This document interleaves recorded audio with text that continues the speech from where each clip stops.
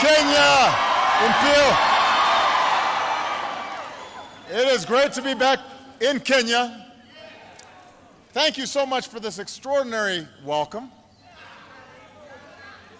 I know it took a few years, but as president, I try to keep my promises. And I said I was going to come, and I'm here. So, and everybody, go ahead and have a seat. I'm going to be talking for a while. Relax. I want to thank my sister Alma for a wonderful introduction. I'm so glad that she could be with us here today, and it was, as she said, it was Alma who first guided me through Kenya almost 30 years ago. To President Kenyatta, I want to thank you once again for the hospitality that you've shown me, for our work together on this visit, and for being here today. It's a great honor. I am proud to be the first American president to come to Kenya.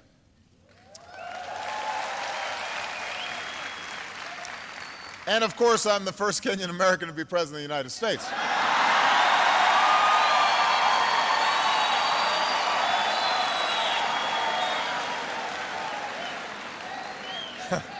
That goes without saying. I love you back. I do. But as Alma was saying, the first time I came to Kenya, things were a little different. When I arrived at Kenyatta Airport, the airline had lost my bags. That doesn't happen on Air Force One. They always have my luggage on Air Force One. As she said, Alma picked me up in an old Volkswagen Beetle. And I think the entire stay I was here, it broke down 4 or 5 times. We'd be on the highway, we'd have to call the Joakali. He'd bring his tools. We'd be sitting there waiting. And I slept on a cot in her apartment. Instead of eating at fancy banquets with the president, we were drinking tea and eating ugali, and sukuma wiki, and so there wasn't a lot of luxury. Sometimes the lights would go out. They still do, is that what someone said? But you know, there was something more important than luxury on that first trip.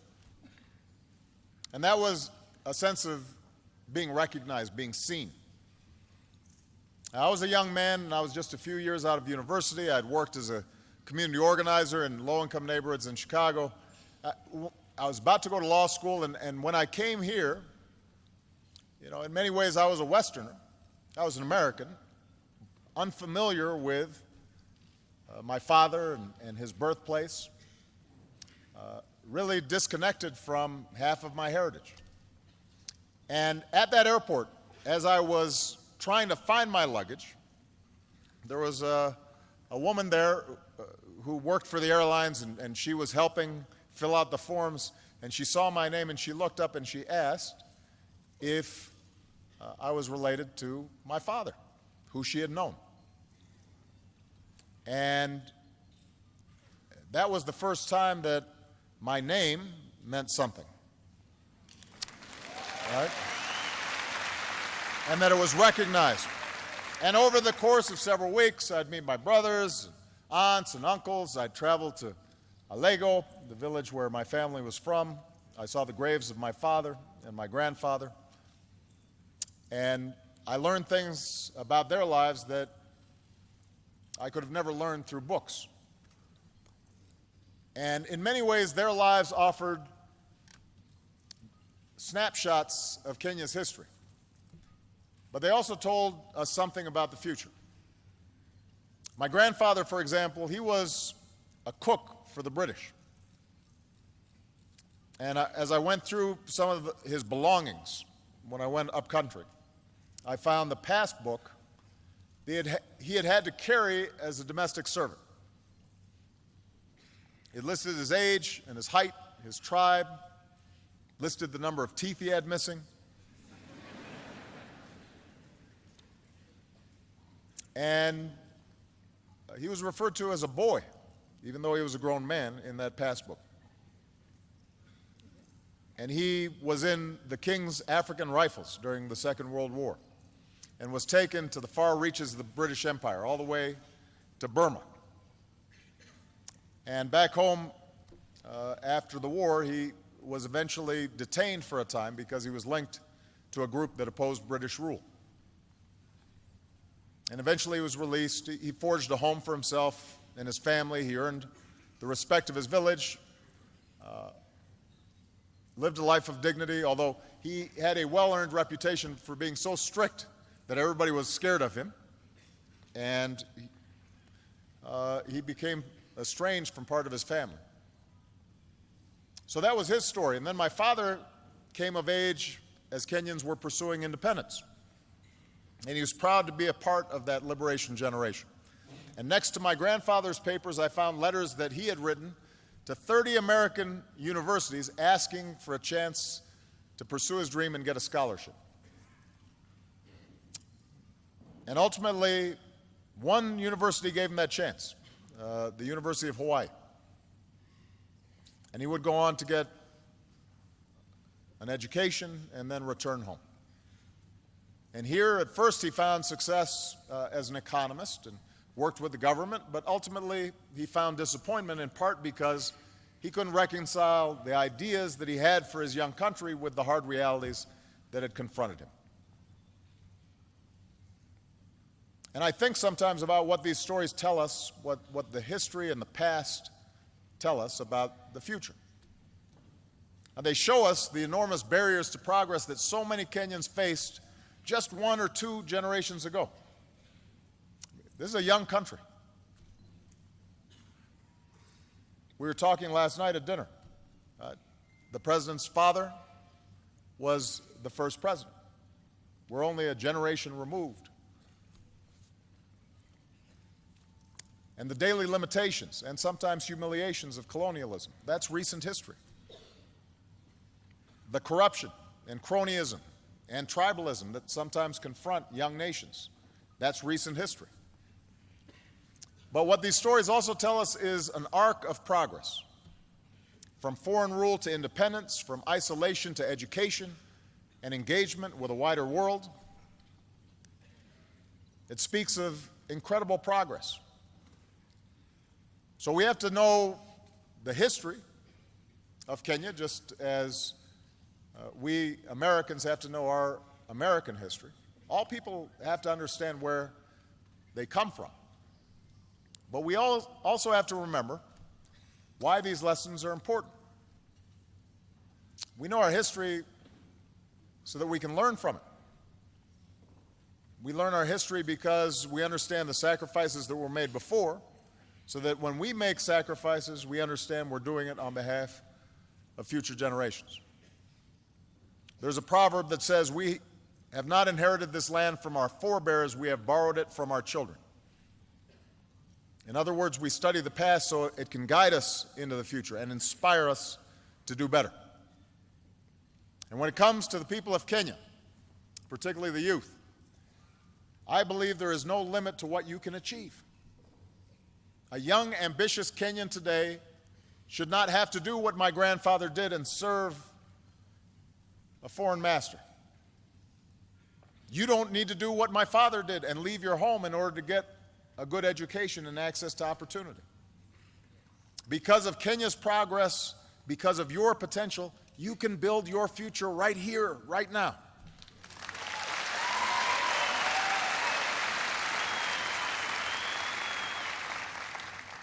Now, like any country, Kenya is far from perfect, but it has come so far in just my lifetime. After a bitter struggle, Kenyans claimed their independence just a few years after I was born, and after decades of one-party rule, Kenya embraced a multi-party system in the 1990s, just as I was beginning my own political career in the United States. Tragically, just under a decade ago, Kenya was nearly torn apart by violence at the same time that I was running for my first campaign for president. And I remember hearing the reports of thousands of innocent people being killed or driven from their homes. And from a distance, it seemed like the Kenya that I knew, a Kenya that was able to reach beyond ethnic and tribal lines, that it might split apart across those lines of tribe and ethnicity. But look what happened. The people of Kenya chose not to be defined by the hatreds of the past. You chose a better history.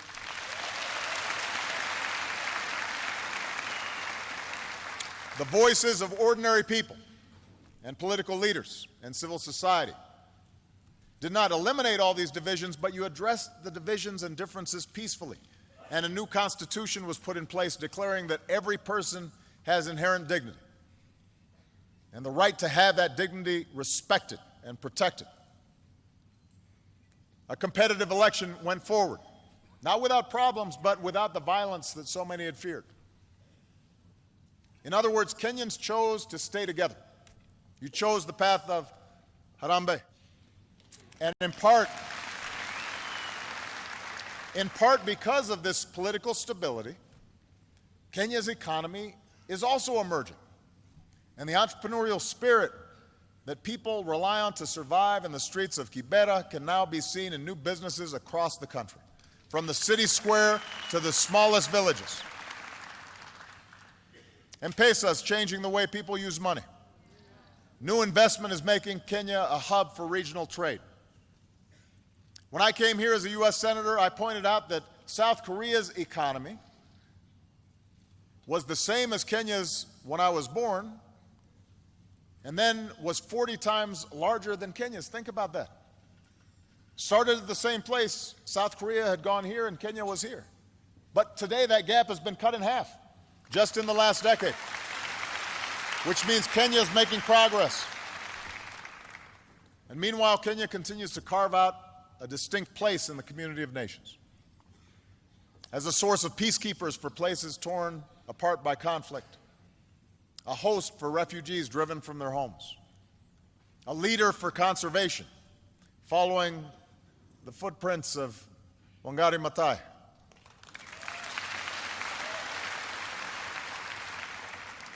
Kenya is one of the places on this continent that truly observes freedom of the press, and their fearless journalists and courageous civil society members.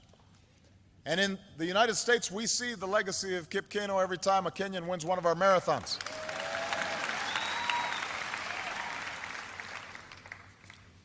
And maybe the First Lady of Kenya is going to win one soon.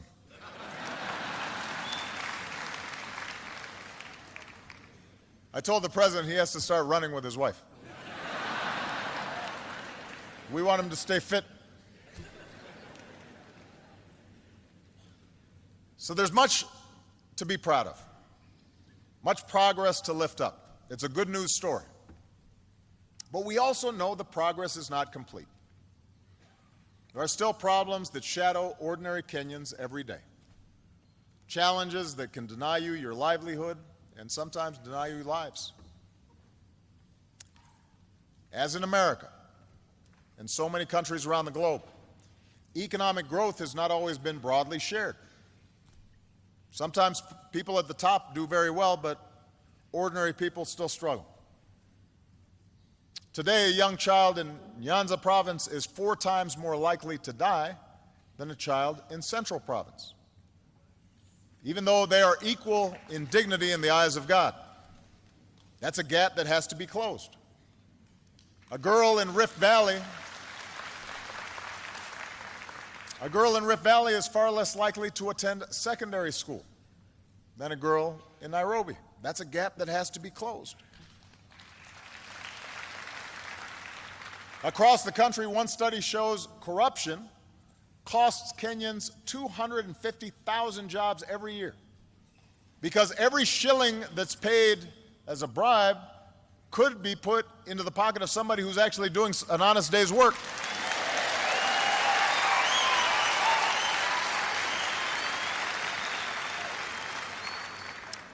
And despite the hard-earned political progress that I spoke of,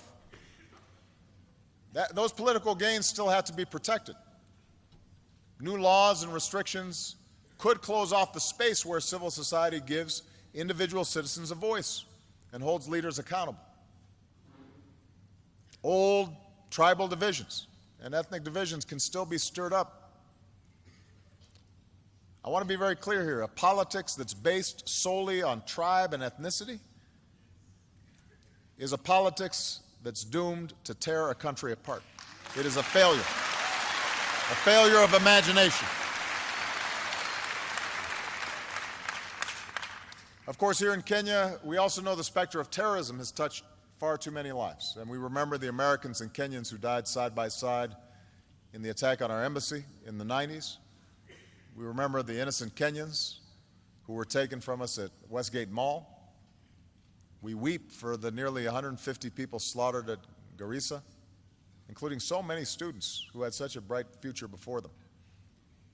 We honor the memory of so many other innocent Kenyans whose lives have been lost in this struggle. So Kenya is at a crossroads, a moment filled with peril, but also enormous promise.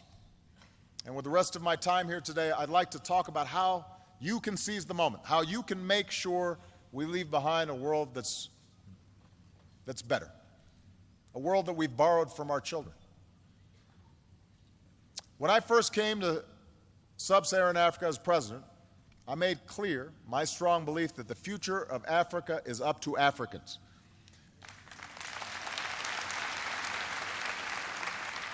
For too long, I think that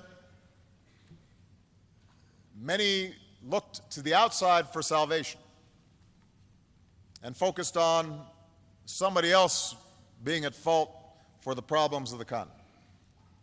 And as my sister said, ultimately, we are each responsible for our own destiny.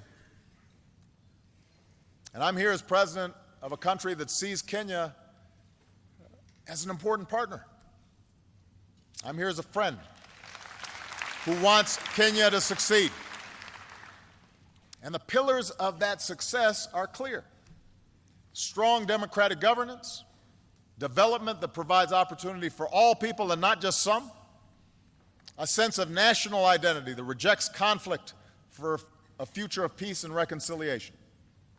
And today we can see that future for Kenya on the horizon, but tough choices are going to have to be made in order to arrive at that destination. In the United States, I always say that what makes America exceptional is not the fact that we're perfect. It's the fact that we struggle to improve. We're self-critical. We work to live up to our highest values and ideals, knowing that we're not always going to achieve them perfectly, but we keep on trying to perfect our union. And what's true for America is also true for Kenya. You can't be complacent and accept the world just as it is. You have to imagine what the world might be and then push and work towards that future. Progress requires that you honestly confront the dark corners of our own past, extend rights and opportunities to more of your citizens, see the differences and diversity of this country as a strength, just as we in America try to see the diversity of our country as a strength and not a weakness. So you can choose the path to progress, but it requires making some important choices. First and foremost, it means continuing down the path of a strong, more inclusive, more accountable, and transparent democracy.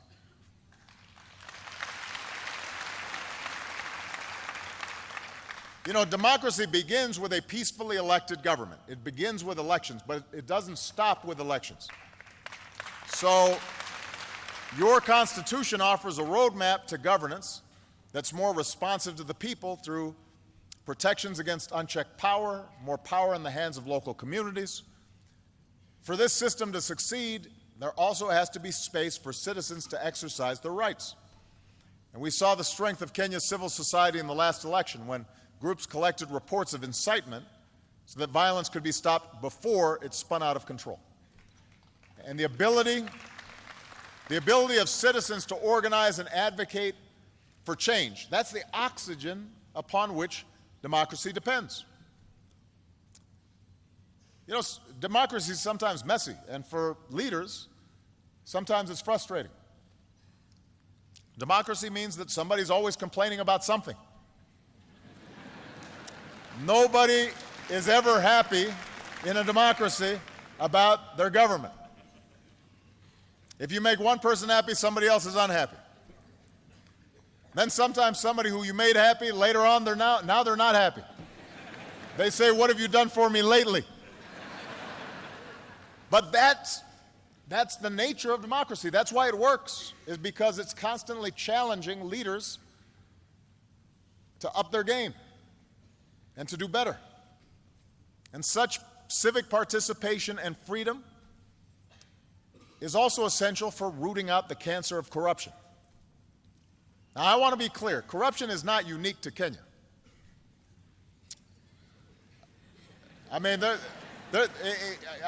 want everybody to understand that there's no country that's completely free of corruption. Certainly, here in the African continent, there are many countries that deal with this problem, and I want to assure you I speak about it wherever I go, not just here in Kenya. So I don't want everybody to get too sensitive. But the fact is, too often, here in Kenya, as is true in other places, corruption is tolerated because that's how things have always been done. People just think that that is sort of the normal state of affairs.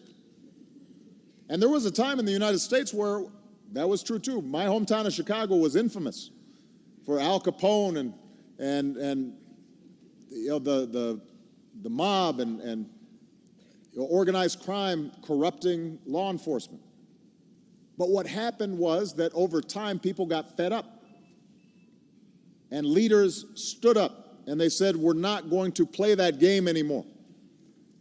And you changed the culture and you changed habits. Here in Kenya, it's time to change habits and decisively break that cycle, because corruption holds back every aspect of economic and civil life.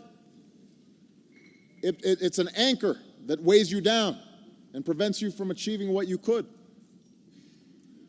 If you need to pay a bribe and hire somebody's brother who's not very good and doesn't come to work in order to start a business, well, that's going to create less jobs for everybody. If electricity is going to one neighborhood because they're well connected and not another neighborhood, that's going to limit development of the country as a whole. If someone in public office is taking a cut that they don't deserve, that's taking away from those who are paying their fair share. So this is not just about changing one law, although it's important to have laws on the books that are actually being enforced. It's important that not only low-level corruption is punished, but folks at the top, if they are taking from the people, that has to be addressed as well. But it's not something that is just fixed by laws or that any one person can fix. It requires a commitment by the entire nation, leaders and citizens, to change habits and to change culture. Tough laws need to be on the books.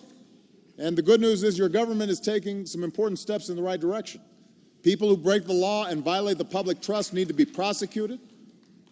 NGOs have to be allowed to operate, who shine a spotlight on what needs to change. And ordinary people have to stand up and say, enough is enough. It's time for a better future. And as you take these steps, I promise that America will continue to be your partner in supporting investments in strong democratic institutions. Now, We're also going to work with you to pursue the second pillar of progress, and that is development that extends economic opportunity and dignity for all of Kenya's people. You know, America partners with Kenya in areas where you're making enormous progress, and we focus on what Kenyans can do for themselves in building capacity. On entrepreneurship, where Kenya's becoming an engine for innovation. On access to power, where Kenya is developing clean energy that can reach more people. On the important issue of climate change, where Kenya's recent goal to reduce its emissions has put it in the position of being a leader on the continent. On food security, where Kenyan crops are producing more to meet the demands of your people and a global market. And on health, where Kenya has struck huge blows against HIV, AIDS, and other diseases, while building up the capacity to provide better care in your communities. America is also partnering with you on an issue that's fundamental to Kenya's future. We are investing in youth. We are investing in the young people of Kenya and the young people of this continent. Robert F. Kennedy once said, "It is a revolutionary world that we live in, and it is the young people who must take the lead." It's the young people who must take the lead. So through our Young African Leaders Initiative, we are empowering and connecting young people. Connecting young people from across the continent who are filled with energy and optimism and idealism and are going to take Africa to new heights. And these young people, they're not weighed down by the old ways. They're creating a new path. And these are the elements for success in this 21st century. To continue down this path of progress, it will be vital for Kenya to recognize that no country can achieve its full potential unless it draws on the talents of all its people, and that must include the half of Kenyans, maybe a little more than half, who are women and girls.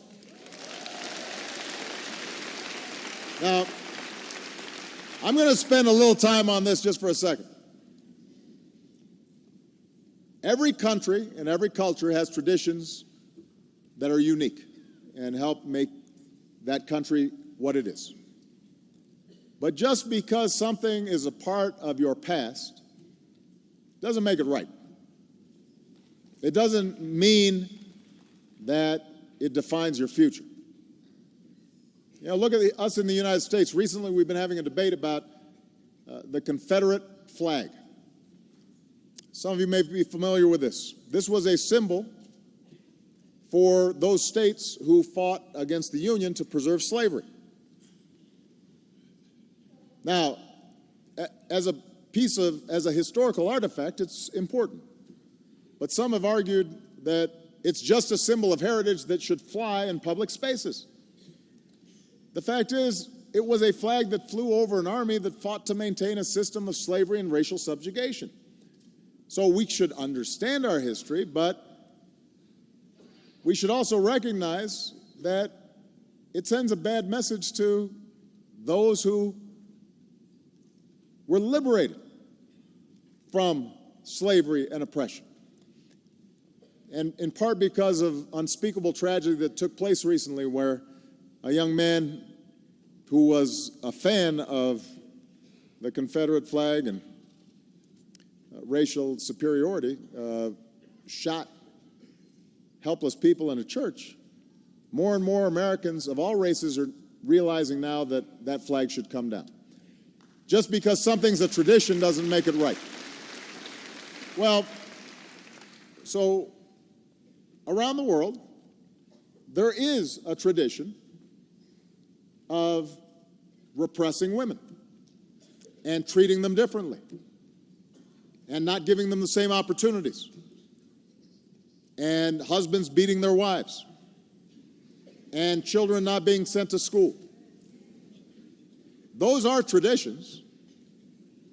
Treating women and girls as second-class citizens, those are bad traditions.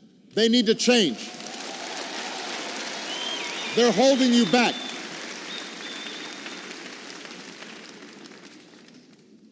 Treating women as second-class citizens is a bad tradition. It holds you back. There's no excuse for sexual assault or domestic violence. There's no reason that young girls should suffer genital mutilation. There's no place in civilized society for the early or forced marriage of children. These traditions may date back centuries. They have no place in the 21st century.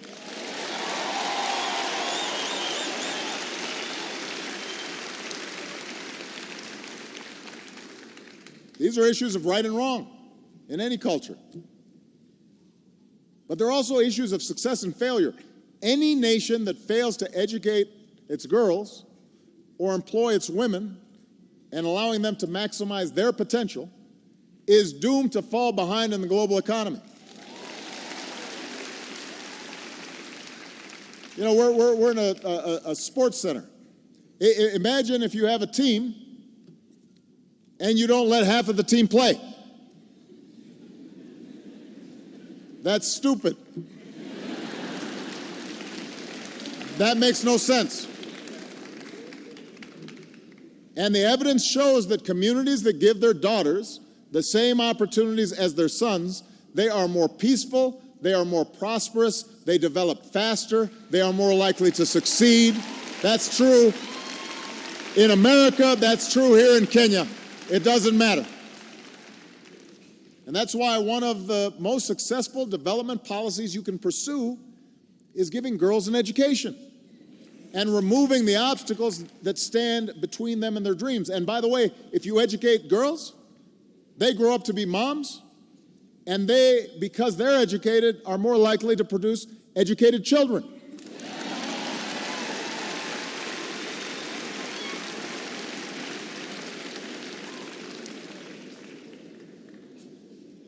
So,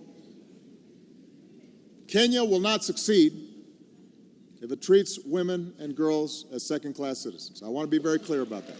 Now, this leads me to the third pillar of progress, and that's choosing a future of peace and reconciliation. There are real threats out there. President Kenyatta and I spent a lot of time discussing the serious threat from al-Shabaab that Kenya faces.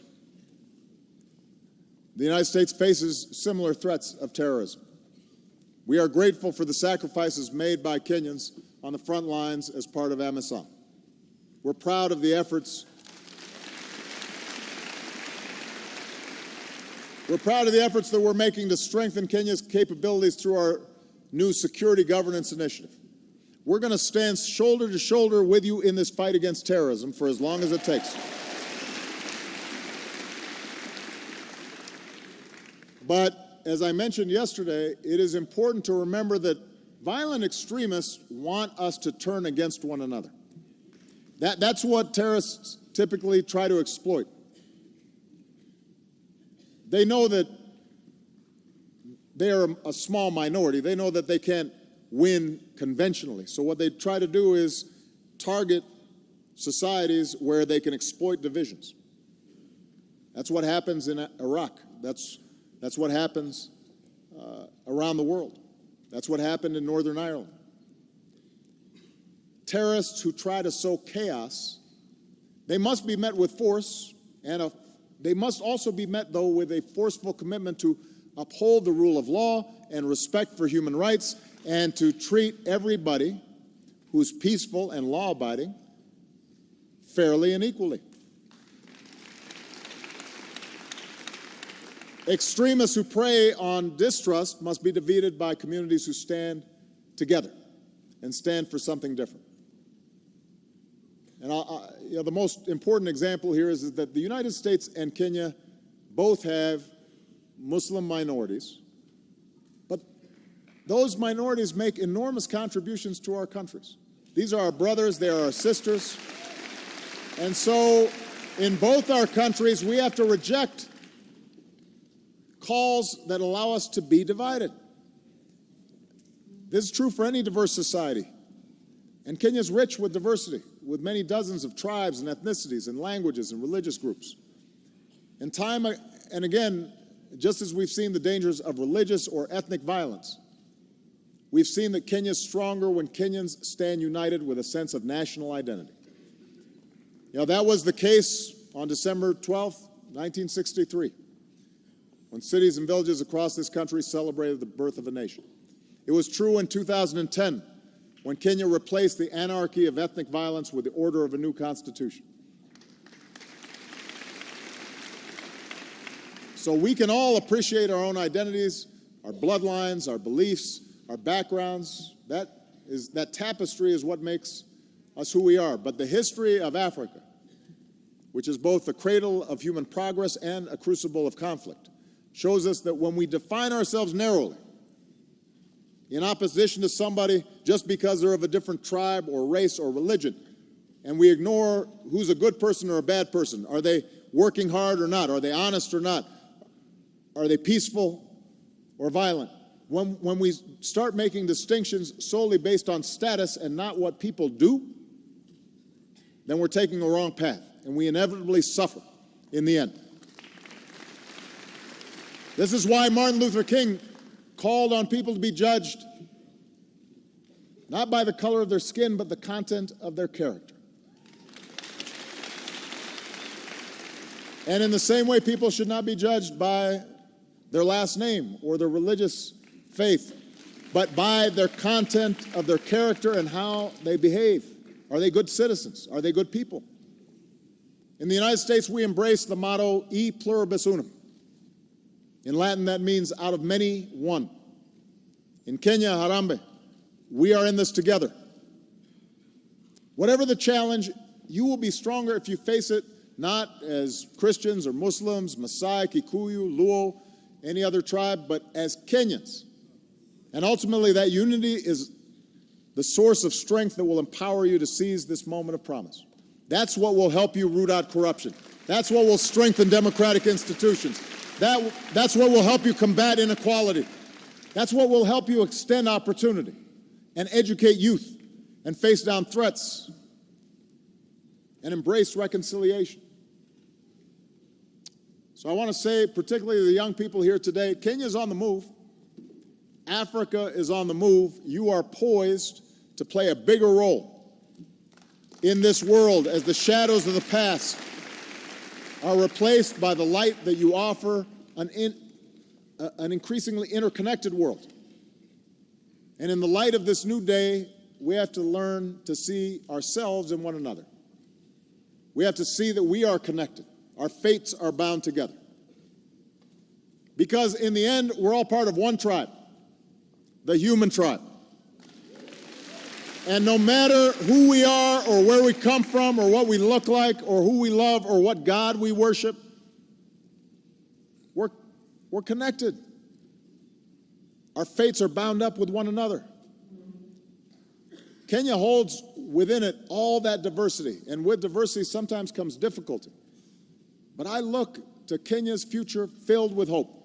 And I'm hopeful because of you, the people of Kenya, especially the young people. There are some amazing examples of what's going on right now with young people. I'm hopeful because of a young man named Richard Ruto Torosia. Richard helped build Yes, Youth Can. I like the phrase, yes, Youth Can.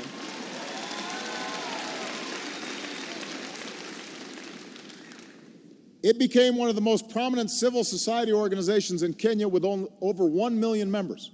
And after the violence of 2007, 2008, Yes, Youth Can stood up to incitement, helped bring opportunity to young people in places that were scarred by conflict. That's the kind of young leadership that we need. I'm hopeful because of a young woman named Josephine Kulea. So Josephine founded Samburu Girls Foundation, and she's already helped to rescue over 1,000 girls from abuse and forced marriage and helped place them in schools. A member of the Samburu tribe herself, she's personally planned rescue missions to help girls as young as 6 years old. And she explains that the longer a girl is in school, everything for her income, for her family, for this country, everything changes. She gives me hope. I'm hopeful because of a young woman named Jamila Abbas. So Jamila founded M-Farm, which is a mobile platform that is already used by over 14,000 people across Kenya. M-Farm makes it easy for farmers to get information that lets them match their crops with what the market demands. And studies show that it can help farmers double their sales. So here's what Jamila said. I love Kenya because you feel you are home anywhere you go. Home anywhere you go. That's the Kenya that welcomed me nearly 30 years ago as a young man. You helped make me feel at home, and standing here today as President of the United States, when I think about those young people and all the young people in attendance here, you still make me feel at home. And I'm confident that your future is going to be written across this country and across this continent by young people like you. Young men and women who don't have to struggle under a colonial power, who don't have to look overseas to realize your dreams. Yes, you can realize your dreams right here, right now.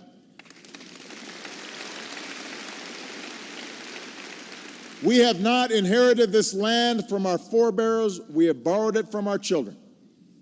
So now's the time for us to do the hard work of living up to that inheritance, of building a Kenya where the inherent dignity of every person is respected and protected, and there's no limit to what a child can achieve.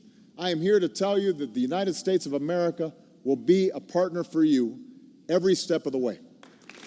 God bless you. Thank you.